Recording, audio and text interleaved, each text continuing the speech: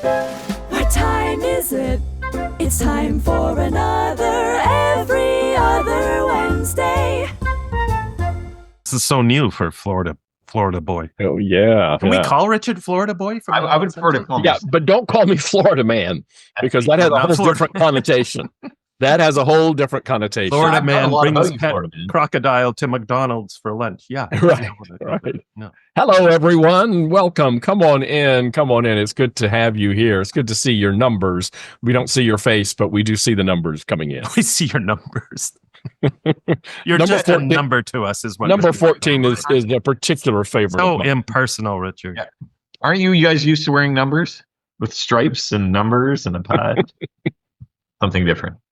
Oh, welcome. Come on in. Happy Wednesday. Happy every other Wednesday. Spell, because everyone's freezing, it sounds like. I know. I think everybody's having a bit of a cold spell. And of course, I'll explain my ice background when we get started. But yeah. Well, by the way, while you're at it, could you explain Mike's icy personality as well? Oh, yeah. No one can explain it. That'll be hard to do. Come on in. Yeah. So we were going to ask a question today, as we always do. And so I'm going to ask it. And the question for the chat is, what is the scariest thing you've ever had to do at work? The scariest thing you've ever had to do at work. And let's see what kinds of responses we're getting. And don't forget, Sunjay. Yes, if you have not already done so and your chat does not default to send your message to everyone, sometimes it just says hosts and panelists. Could you just drop that down that drop menu and click everyone so we can hear from everyone? And Steve Grayfield has already jumped in. Make a presentation to the board of directors on a new product. That's a good scary one. Yeah. Intimidating. Impromptu presentation to the president. Okay. Oh, 3 presentations. Wow. I had to The biggest fear for people. Or so it was terrifying, and I think I may actually have blacked out. I black out all the time, Ashley, during my Yeah, talk. but it has to do with drinking more so than presenting. That's a little different. Right. Yeah. All right. So Stacy had to assist the board of directors with a strategy plan review when fairly new to the organization herself or himself. I'm assuming Stacy might be a herself. I don't know. Yeah. Okay. So this is interesting because all of these seem to be about talking to someone above us, perhaps on the organization chart. Interesting. Which sounds like maybe a good episode in the future. Yeah. Fritz's worst experience was a short elevator ride with an unresponsive CEO. Oh, that's a scene in a sitcom right there. Oh, yeah. Oh, yeah. Now, Fritz, by unresponsive, was he having a medical emergency or was he just not responding to you? If there are any fans of Brooklyn Nine-Nine out there, that sounds like a ride in the elevator with Captain Holt. You know what? Who was it? I can't remember who it was, but there was a department store in Canada for a bazillion years called Eaton's, and it shut down. But the CEO at the time, someone had told me this, and this is not confirmed, but it explains a lot. Said when he took over, he actually had a helipad placed on the building so that he could take a helicopter to work and interact less with the employees. Yeah. That's a great leadership strategy. Yeah, and then that actually feeds. They went out of business. So that actually feeds into what we're talking about here. So my wife worked for a large major railroad at one point, and it was taken over by a hedge fund. And the person who was the CEO did the same thing. He had new elevators installed in the building so that he wouldn't have to encounter any of the underlings there. In there. And then he also was living in a hotel across the street from the company headquarters. And he tried to get the hotel to do the same thing, to build a private elevator to his room. Wow. Anyway, he died. So they didn't have an opportunity to do that. I'm interested in what Fritz said. He said his worst experience was a short elevator ride with an unresponsive CEO. And then he said, no, he just wasn't interested in talking to me. Now, see, I find that hard to believe. I have talked with Fritz, and I cannot imagine that he wouldn't want to talk with Fritz. So Yeah, that's crazy. Okay. So the presentations thing reminds me of an example I share in my book, The Humor Advantage, of an advertising company in New York, where the president of the company is a big fan of stand-up comedy. He does stand-up comedy in his spare time, but he's brought it into his workplace, and he requires that everybody take this stand-up comedy training, not just to develop their creative thinking skills and their ability to think on their feet, but with this notion that directly ties into this idea of being fearful of doing a presentation. Because once you've done stand-up comedy in front of your peers, as everybody in that company says, nothing will scare you again. In terms of getting up and doing a pitch to a client, a really important product pitch or whatever it is. But I mean, yeah, there's a lot of improv skills or comedy skills that are so relevant and helpful that can be applied in other situations. But we digress.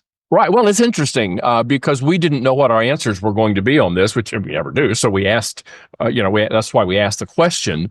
But these are not the answers that I thought we might get. And we're going to actually talk about some other things that could also be scary at work. But let's look at Carol. First of all, we're really glad that Carol is here. Carol is in California, of course. We used to have Friday, 4:00 funny. Staff people got up and stood at their cubes and told jokes. Good. Becoming the manager for my department and now having to begin a new relationship with my colleagues right when COVID hit. Yeah. Okay. Well, it is 5 minutes after the hour. We have had a nice preamble to our session today. But Michael, why don't you go ahead and get us started with the date? Why don't I? Today is, welcome everyone, it is January 22nd, 2025, if you can believe it, and it is official Polka Dot Day, Library Shelfie Day, where you're supposed to post photos of your favorite books or your favorite bookshelf, and it is Answer Your Cat's Question Day. So please, if you do have a cat, make sure you answer any questions that they may have. And my name is Michael Kerr. I am the author of Small Moments, Big Outcomes, How Leaders Create Cultures That Fuel Extraordinary Results, which one person last week told me was the most recent book they had read. So at least they read it. At least they read it. The most recent book. So I speak on workplace culture, humor in the workplace, and I am coming to you as usual from Canmore, Alberta, in the beautiful Canadian Rockies. And Sunjay, what about you, young man? What about me? I did not recently have anyone tell me that they recently read my book. My name is Sunjay, and I am a speaker and author. Like my counterparts here on this call, I focus on performance and leadership.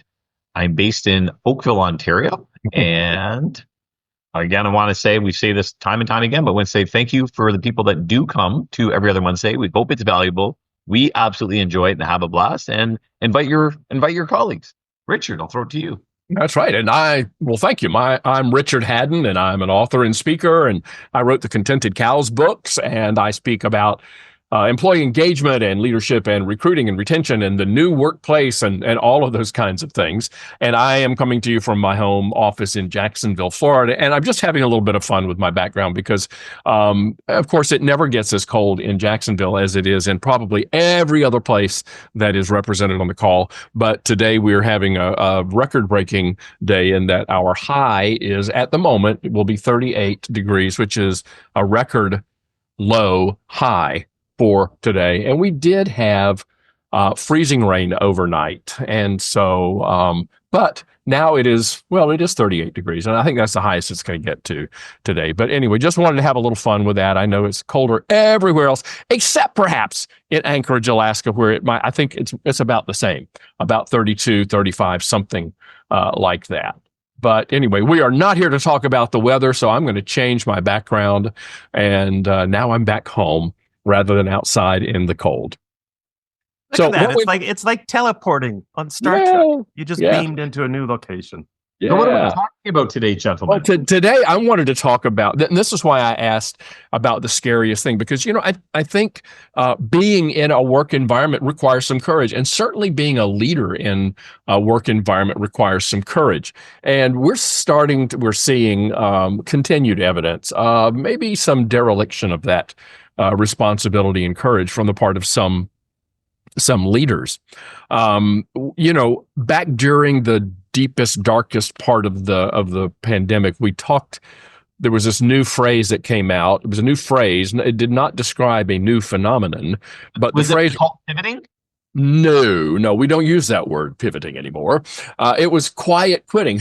Everybody remember? Yeah, everybody remember quiet quitting? Yeah, we had a drinking game. This is, by the way, this is like water with orange drink drops in it. So it's Water nothing. with vodka? Yeah. But remember when we talked about quiet quitting, and it had been around forever, but somebody decided to give it a name, and I think because it was a little bit alliterative that kind of caught on. It was the idea of what, Sunjay? What was quiet quitting all about? It was all about, hush hush and getting out of there and not disrupting the flow of things and no, it wasn't. Quiet quitting was right. So, no, and see, this is the thing. You have to have the courage to tell someone when they're wrong, when they give you the wrong answer, when they're doing something wrong. I think Sunjay was taking it literally, like someone taking their shoes off and tiptoeing out of the building. I don't work here anymore. No, it was the idea of people kind of powering back, not doing any more than they not doing anything extra, doing the bare minimum, not overworking. That's right. It was the absolute opposite of discretionary effort, and it was this idea of quiet quitting. Well, it's been around forever. People have been doing this since day one. I think. Michael, do you remember day one? I don't, but it was. You guys are kind of what happened. But so now there's this idea of quiet firing. Quiet firing. Now, Mike, what can you imagine? I'm going to ask you, Mike, what can you imagine quiet firing is? It's when you go to Bob and you say, "Shh, Bob, come with me. Take all your stuff. Don't grab everything. Come with me." No? Is that not? Okay. Wrong again. Okay. Listen, these two guys, I'm the only one that has the right answers here. I'm being a smartass. I know. Well, and you're very good at that. You're very good at that. I know. So taught me well. We have to acknowledge our missing friend today, Jeff. Smartasses, right? Yeah. Speaking of smartasses, did he quiet quit on us? Did he? No, he was very loud. He sent me a very loud text saying that he would not be here today. Okay. But yeah, no. So quiet firing is in fact the term that's being applied to this idea of someone's really not doing a good job. We're going to get rid of them, but we just don't have the energy or the courage or frankly the integrity to give them the feedback that they need in order to improve. And so we're just not going to tell them, and then their performance is going to get down to such a level that legalistically it will be easy to terminate them. And it also has a little bit of an application to organizations that, there are companies that have overhired during the pandemic and other times. And so there's a need sometimes to adjust the workforce and to lay off.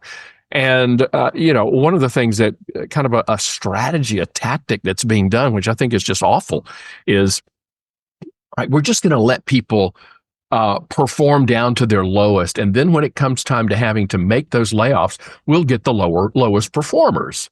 And that'll make it easy for us. And that's what some organizations are doing. What do you guys think about that? First of all, I want to applaud you on using the word legalistically. I always think it's a long word. Had that word. It's a long word. Yeah. It's so yeah. So, yeah, I mean, what do we think? I won't speak for Michael, but I mean, it's appalling is really what it comes down to. But there are so many, accepted practices that everyone does it, and no one's saying the emperor's not wearing any clothes. I understand, and you know what? There are people who can justify it and say, well, you know what? They're going to retire in 6 months anyways, but that's not the core of it. The core of it is, are you in a position that you can have the difficult conversations to move the organization forward, to help that person move forward, and often you increase your skill set to be able to have those conversations, those coaching calls, those feedback sessions, whatever it is, to say, look, it's not working, and here's why. And if there is legitimate, real hardcore effort put into that, trying to help the person and mold them and shape them, and it doesn't work and it's not a fit, then, you loudly fire them. Well, yeah, but after they've had a chance to redress any issues that might be, don't you think? Yeah, absolutely. So overall, I think the practice is sad, and it actually shows weakness of character, often of leadership. That's why they do it. Or the other one too is if it's not your pocketbook, what they'll do is they'll just let them do whatever they want. Just stay out of my hair. You're not worth the trouble to get rid of. And again, it sends a bad message because then other people kind of go, oh, wait a minute. If I do nothing, then I get, to do whatever I want to. Exactly. Yeah. I recall a friend of mine who said she was working for the government at the time. There was a guy, he did this for like 2 years that she worked for them. Every day he'd walk into his office. He would open up a book. He would start reading. 8 hours later, he'd go home and rinse and repeat. He did nothing. And again, what message is that sending to the other people, whether they're new and they're trying to understand, what culture is and how you get along in the workplace, or if they've been there and they're busting their butt and they go, well, why should I be working so hard when this person's getting away with murder? It's a big topic, right? Because on the one end of the scale, as you touched on, Sunjay, there are legitimate times. And as much as I speak about creating this family-friendly, fun, humor-filled, rocking, inspiring workplace cultures, I'm also one of the first people to say there are some people, namely jerks, people that are sucking the soul out of other people's lives and your culture, that you need to fire, that you need to have that courageous conversation. But be upfront about it, be above board about it, tie it into your values, and still give them the chance to change and improve. Give them the feedback, give them the training. When I hear leaders I hear leaders all the time complain about their employees, and my question always to them is, who hired these employees? Right. And who trained them? And sometimes the answer is somebody else hired them and I inherited them. But for sure. Yeah, as my daughter would say, too bad, so sad. I mean, that's what happens. Right. However, I think as leaders, you do need to consider the fact that this isn't just on the employee.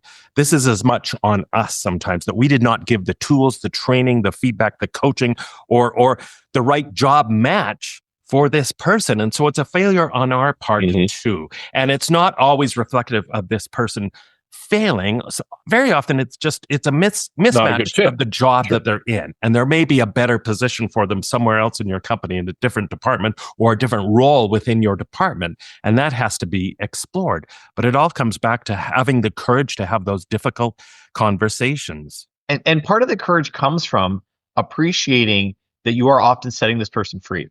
So I was doing some work with an automotive manufacturing company, and they had like assembly line component to their business. And I did a session, and one of the managers came up to me and she giving me her story. She was saying that there's this one employee, and she said literally the managers get together every 2 years and they draw straws. Whoever draws the shortest straw has her on the team for the next 2 years. They said that physically she is not within 20 feet of anyone else because she's just that toxic. And she says to me, and she goes, I wish I was exaggerating. I'm literally telling you, I'm in therapy because of this woman. And I looked at her and I said, why don't you get rid of her? And her response was, oh, I could never do that to her. Yeah. And I'm like, you're not doing it to her. She's doing it to herself. And so sometimes appreciating that keeping that person in that role is bad for you and your the worst thing you can do for them. Yeah. It's bad for the team. And it's bad for them. And she's like, oh, she's been here for 30 years. I couldn't do that to her. You're not doing it. 30 years, she's setting herself up for this. So sometimes, again, that it's an opportunity for the leader to grow. It's an opportunity for the employee to grow. And it's an opportunity for synergy to be created amongst the rest of the team. Because if that's how the managers feel about them, I 100% promise you the employees feel the exact same way. Or worse. Totally. Actually bonds the group more so. And let's not, we all know this, but let's not lose sight of this. Letting go of a person, firing a person, whether it's layoffs or it's a performance issue, is probably the most difficult conversation. Exactly. That was our question at the beginning. That was our question. I know. But apparently not for our, no. I didn't say what was the most difficult conversation you've had, to be fair. Right. Yeah. But yeah, yeah. But I was just go ahead, Mike. I was just going to finish my thought. When it's one of the most difficult conversations that we can have. It should be, and I've had to do it in my past jobs. It's brutal.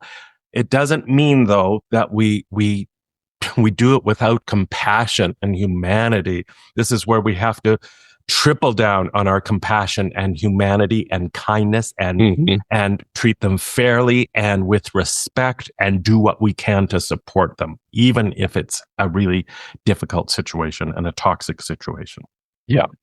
And I think where I've been coming from on this is that it should never be a surprise for someone if they're late, if they're terminated for cause or for performance issues and things like that. And I'm interested. We have a lot of people probably in our audience who are true professional human resources practitioners. I am not. But I would think, and I certainly know in the United States here, that it can be really a problem if you don't provide the kind of documentation and the offering the opportunity for someone to redress their issues and to improve, and then you terminate them for cause.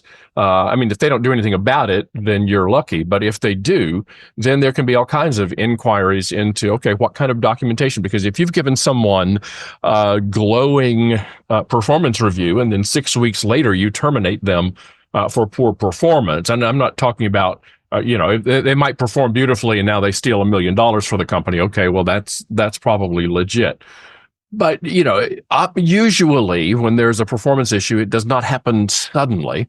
It's something that develops, and we do have the ability to do something about it. And I don't know, I try not to moralize too much or tell managers what they should do. I tell people, I could should all over you all day long, but I'm not going to usually do that.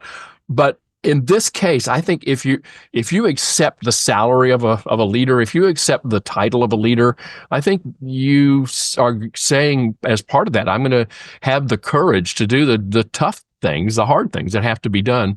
And one of those things is to have those really difficult performance conversations with someone. Yeah, absolutely. Absolutely. Well, and we were talking about this earlier too, and we've all seen examples of this in the news.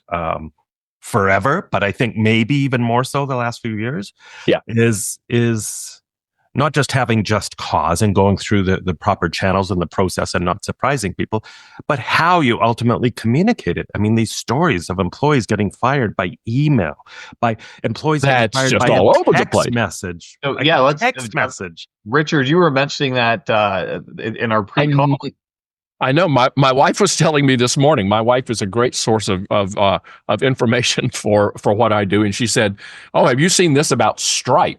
So Stripe is an online credit card processor. I have used them. I think we've said others that we know have used them. So this is what we saw in Business Insider today. It's not about firing people, but it's in a similar vein. And it says that Stripe accidentally sent an image of a duck when notifying some employees they were getting laid off. So there's really two problems here. One is that they sent an email. They sent a mass email to more than 300 people telling them that they were being laid off. You don't do that. No, you just don't do that. There's other ways to do it. You have to, like I said, if you're going to take on the mantle of leadership, I'm sorry, you have to do a few things that might not be pleasant, and that's one of them. But so here's the story. You can find it probably anywhere, but I read it on Business Insider. But the thing that I found most interesting was the image of the duck. So Richard, what? Yes. Just to interject here with the duck, what bird image do you think they should have used? Oh, that's a good question, Mike. I don't know, but I don't know. Sunjay, my initial reaction was, I believe, it was an AI typo, and it auto-corrected to duck you. So that's why. I don't know. You're ducked. Yeah. But and I think I wonder if Carol can offer some insight on this. It says a U.S. non-California duck. I don't know what that means. But that is what it said. Now, to be fair to the folks at Stripe, they did come out later and say the duck image. Oh, also they told people the wrong date that they were being laid off. A Stripe spokesperson confirmed the duck image and incorrect dates were sent in error and pointed Business Insider to a follow-up email from Macintosh, who wrote, "I also want to note that some impacted Stripes received a notification error to their personal email accounts Monday evening." So, yeah, I apologize for the error and confusion it caused, and I suppose it refers to the duck.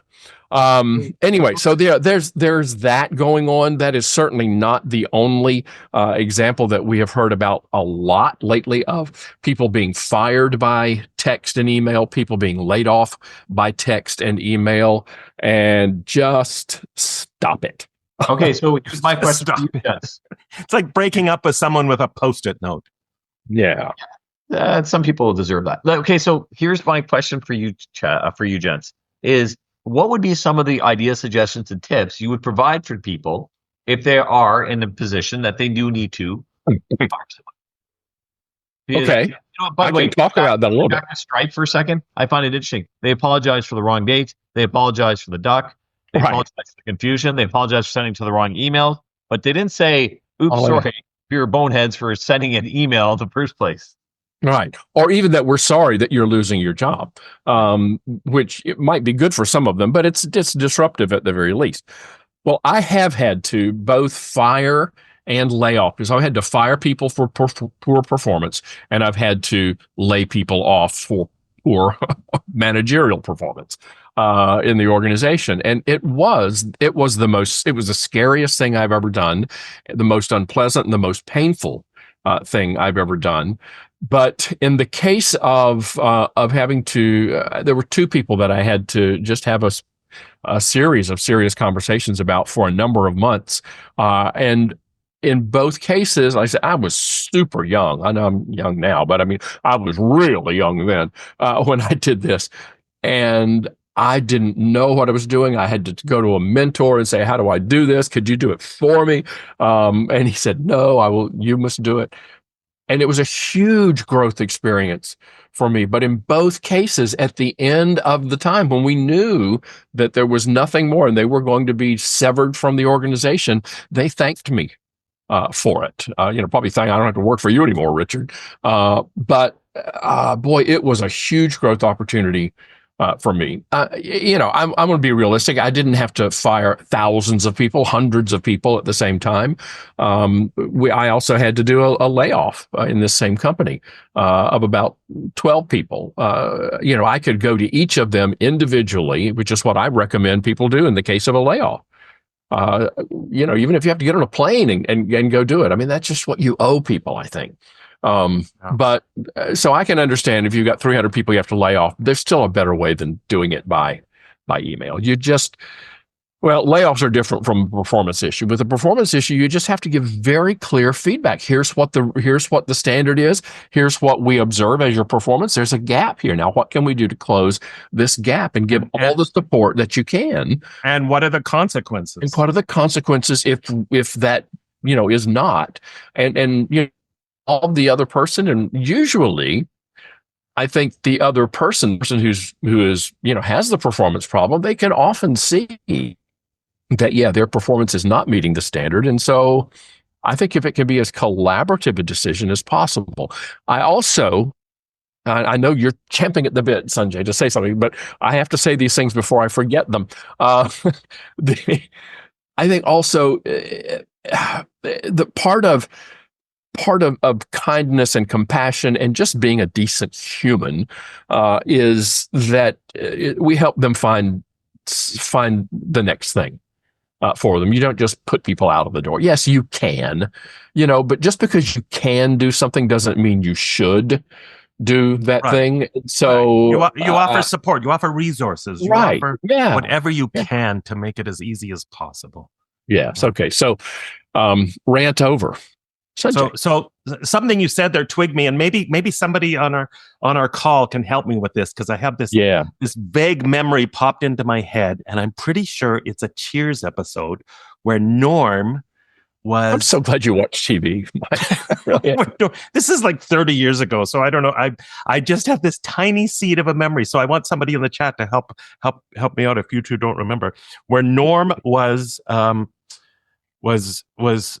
he ended up somehow in the role, I think it was Norm, of firing people because he would start to cry as the firer, and then everyone being fired they were so okay with it because they felt so bad for Norm because he saw it.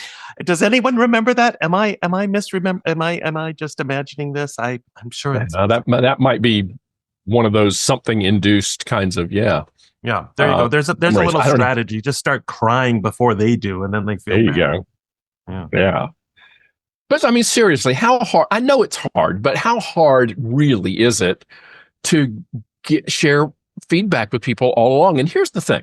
If we're really doing our job as a leader, we're going to share the feedback with such frequency that it's conceivable that the performance will never dip to something that becomes hazardous for them, right? Yeah, to say something. I mean, I know it's a little bit idealistic, but if we can't have some ideals, what can we have? To reiterate what you said earlier, I actually think it's the fundamental piece, which is it should never be a surprise. Right. It should. People should never be blindsided by it. Now, it could be, hey, we have to lay off 500 people, and you're not sure if you're one of the 500, but that communication should be coming so people know, oh, I'm on the bubble, or I'm not, or I'm safe, or whatever.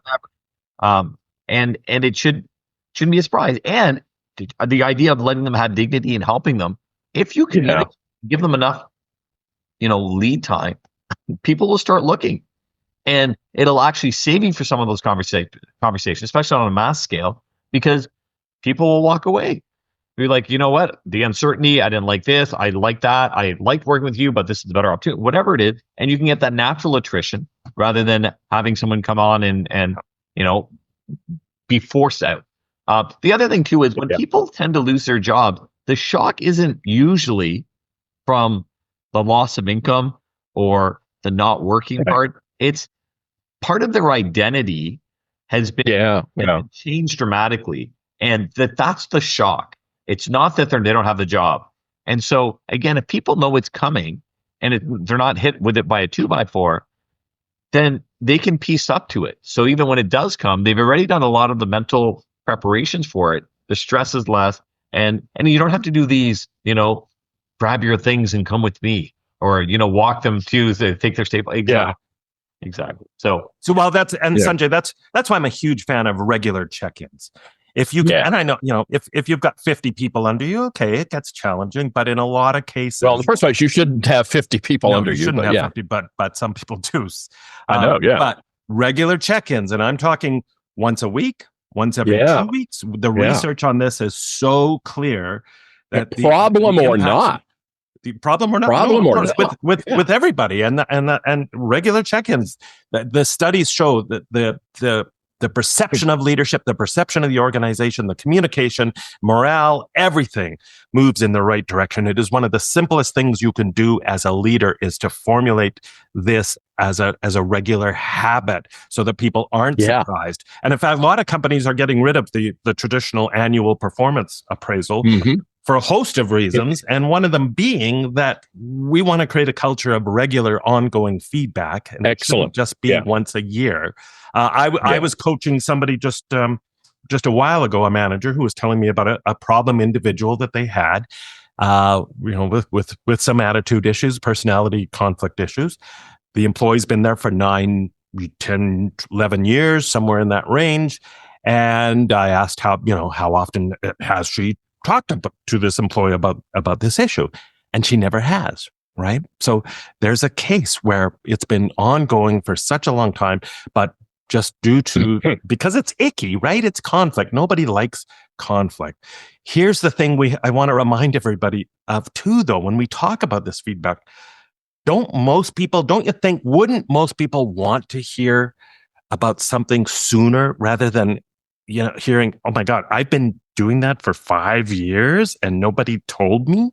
I feel horrible. I feel like such a jerk. Why didn't somebody just tell me that this was annoying my coworkers or this was a performance issue? Nobody spoke up to me. Why the heck didn't you tell me right away?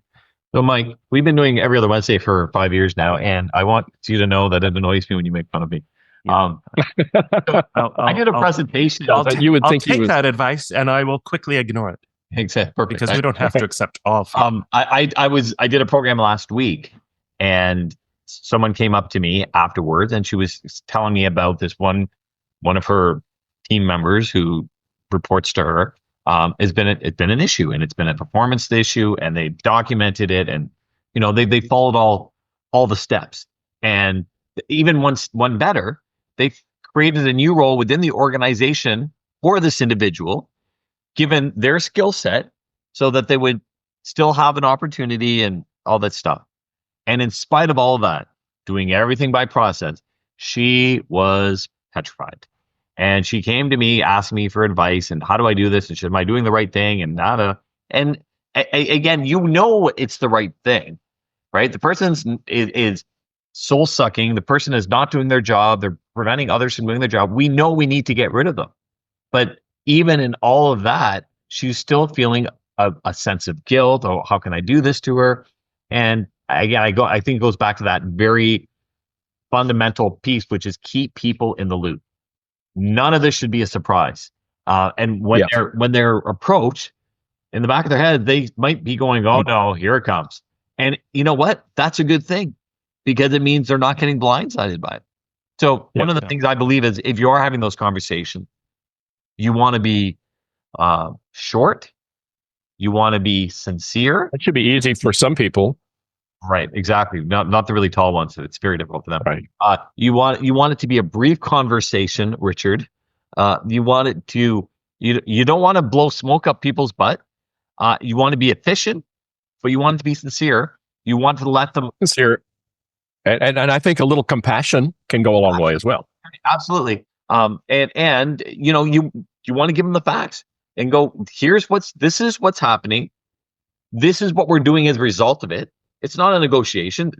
We've gone through all this thing. The decision's been made, and moving forward, here's how we could help you. Yeah. Well, and I love what Anna said on that note. That very often it is a job fit, right? It's a job fit on both sides. On both sides. I tell this story often in my presentations. Years ago, I had an administrative assistant that was not very good at certain parts of her job, namely the administrative assistant part of her job. She was not good at all at that. But we kept her around, and we shifted her job duties. I recrafted her what she did, because she was such a champion for our culture. She was a unifier across all the departments. Everybody loved her. And that may sound very soft or a very, very weak excuse to keep someone on, but we were able to reposition her role, reimagine her role, really. So it was a much better I think that's for champion, her and for everyone. And she was well worth her pay in that role. Yeah. Well, it's interesting. Something else that I saw in looking at this. Check this out. This is from Gallup, and Gallup does a lot of work on engagement, and we so often talk about employee engagement. This is something that they published on leader engagement. And they're saying that in many cases, many leaders are less. I mean, we know that the most recent employee engagement information data from Gallup shows that engagement has come down again. It's down in the 30%-ish range in the U.S., employees who are engaged. But there's also a real serious issue with leader engagement. And one of the interesting things that I saw in this most recent report, and this just came out very recently, saying that communication from direct managers could be better for most employees. Employees are and Gallup's got a pretty hefty database from which to survey, are saying, yeah, my immediate supervisor does not keep me informed about what's going on in my organization, and I presume with my performance.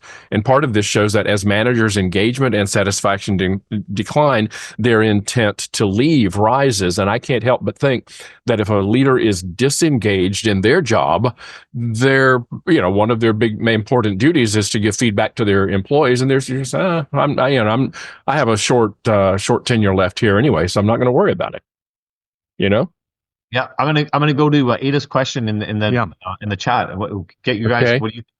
She wants to do one-on-ones with her boss, and she's not been successful in getting him or her to do that. What would you guys suggest? Oh, Lucy, I asked my boss to have one-on-ones with me. I'm a product manager. Would you say how to understand how important it is?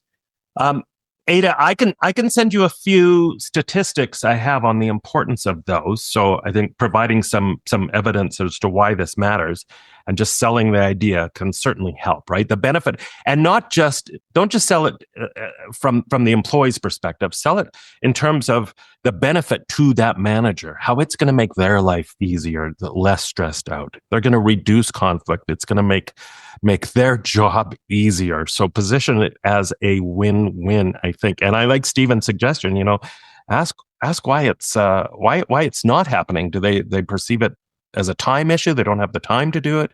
And I think you need to stress that this is a priority. There are very few things that are more important than this, and you just have to make it happen. The other thing too is, the stats may or may not appease your manager depending on what's important to him or her. So if you have a sense of what their drivers are, what's their currency, maybe they love accolades, maybe they love maybe they're very cerebral and they want academic research, then you give the survey result. But if they want, if getting a pat on the back from their boss is where it's at, then you show them a little article that says, more likely to receive compliments from higher ups when you're doing one-on-one or whatever it is. So I think you want to find the drivers that get him or her going, and then feed that to them. And again, Mike will send you some stuff and more of whatever it is that you're looking for. And Ada, we've got your email address, so Mike can send that to you. He'll spam you for the rest of your life as well. But no, he won't. But he'll do spam anyone. I love what Carol wrote too here. By the way, we haven't touched on this at all. Is the impact on the people who are left behind, not just on the survivor workload, their stress, but survivor syndrome, where they feel guilty because they're still there and maybe their best friend got laid off. So there's a huge impact on morale, on all sorts of aspects that need. Yeah, people have long memories, don't they? People will remember these kinds of things. But again, though, it depends if the communication is there, right? It's usually you get that toxic after hangover when people feel undone or blindsided or it came out in left field. But if people are like, I got my evaluation review again, they're gunning for me, I think I got 6 months left, and they get rid of that person, often too, like you said, Richard, people will be thankful. Not only the people that are being let go because it's not a good fit, but the people around them going, they were sucking the life out of me as well. I'm not saying that's always the case, but it's just it's done ahead of time. If the communication is consistent and throughout, then in the long run, and to Ada's point, if it's a time issue, in the long run, it actually saves time. Because if you're not communicating effectively and you're blindsiding people, the time it takes to undo the damage from getting rid of someone, it takes a lot longer than meeting with you quarterly for half an hour. And maybe, again, you meet them on their terms because, I don't know, they like playing squash. So you play squash with them, and that's where your evaluation is. Or that's a bit of a superficial example, but try to go where they are. So if it is a time issue, you're explaining to them that you're saving them time. And in addition, you're going to add this. It's not even going to be a time added. It's going to be done in parallel with an activity they already regularly do. Yeah. And your point, Sunjay, about it's not always the case. Of course, it's not. But employees being relieved, being happy that finally somebody had the guts, the courage to make the difficult decision on behalf of the team, on behalf of the culture, on behalf of the business. I recall a time, and this was in the government, not an easy thing to do. I fired a manager in the government, a mid-level manager. It was incredibly stressful on me. It was a long ordeal. It was horrible, but it was so worth it in the end. And, it's not fun to think about people dancing on someone's grave, but one of the supervisors under the manager had a bottle of champagne ready to pop when it was all finalized. And it was a celebration because this was an incredibly toxic, demoralizing, bullying manager that was destroying people's lives. And it's not always just about firing. And I know we're up against the clock here. I'm going to speak quickly. Yeah. Sometimes it's just having a conversation. As you guys know, I have a background where I've started off speaking in schools, and I've spoken at over 1,200 schools. And there's always a smart-ass kid that, wants the attention. And over the years, when you have that sort of heckler, I've developed you're pointing to yourself. I've developed sort of strategy. Sometimes if people are talking, you just ignore them. That's it. Other times you just stop and stare at them. So I had like a scale, but only about 4 or 5 times in 1,200 presentation have I ever actually had to call someone out. And it's something like, hey, you obviously like attention. Everyone's listening. What do you have to say? Like that kind of a thing where they're not going to outsmart ask me. I have way more experience than them. We give them a little bit. I can attest to that. But what's amazing about that is every time I've ever done that 4 or 5 times, I've had teachers come up to me going, thank you. I've been wanting to do that for years. I've been wanting to have the courage to do that for years. Yeah. So there is. Wow. All right. Yeah. Well, I tell you, we really are up against the clock. And here's the thing, folks. I'm looking at the chat here. You guys are the best. You have provided answers, support, everything for each other in here. You don't even need us, but we're going to keep coming. So when is our next little party here? It's going to be February the 5th, right? It's yes, 5th and of February the 5th.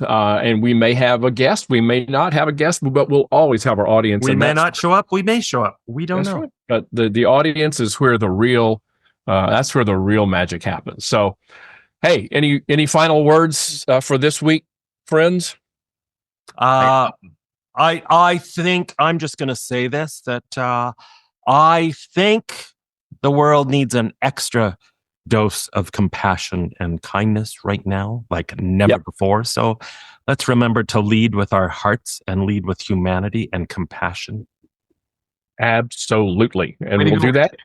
Carol idea. Now she may or may not show up. Oh no, Carol, we can't do it without you. No, we're glad that you're okay. I was joshing. Okay, all right. Yeah. She'll be here. She'll be here. Okay, folks. So we will see you when? Every other Wednesday. Thank you all. Bye. Bye.